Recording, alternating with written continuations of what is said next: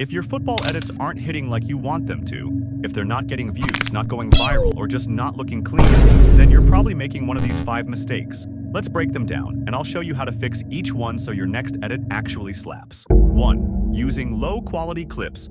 This is the most common one. Your clip is fire, the moment is iconic, but the quality is blurry, pixelated, or laggy. Instant turn-off for the viewer. Fix. Use HD clips only. Download your footage from proper sites, not from random TikTok reposts or low-res YouTube videos. If you're editing on your phone, try using sharpen, contrast, and vibrant settings. Apps like CapCut and Alight Motion have great enhancement tools now. Also, exporting at 60 frames per second can make a huge difference. 2. Over-editing everything. 1 hour. Let's be real. Some of y'all be throwing in every effect you know on one clip. Shakes, flashes, zooms, 3D spins, all at once. Yes, it looks like effort, but it actually kills the vibe.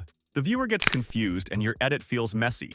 Fix. Keep it clean. Effects should match the music and enhance the moment, not distract from it. Focus more on storytelling, color grading, and sound sync. Sometimes a simple cut that hits on beat is more powerful than 5 effects mashed together.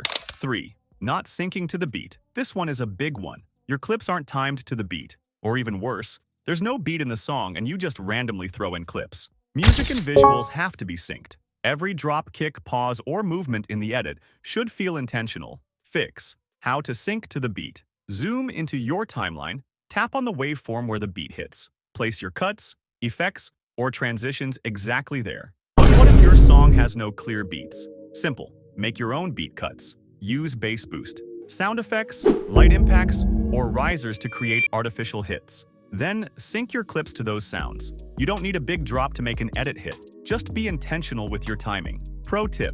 Adding cinematic whoosh or kick sounds behind a clip can give the illusion of a beat even when there isn't one. 4. No emotion or story. A lot of edits are just random clips with a trendy song slapped on, but there's no message, no emotion, no vibe. If people don't feel something, they'll scroll. Fix. Pick a theme or emotion before you even start. Sad injury story, comeback win, pure skill show? Build the edit around that. Choose music that matches the emotion. Sad piano, drill beat, hype trap, etc. Bonus. Use slow-mo and color grading to match the mood.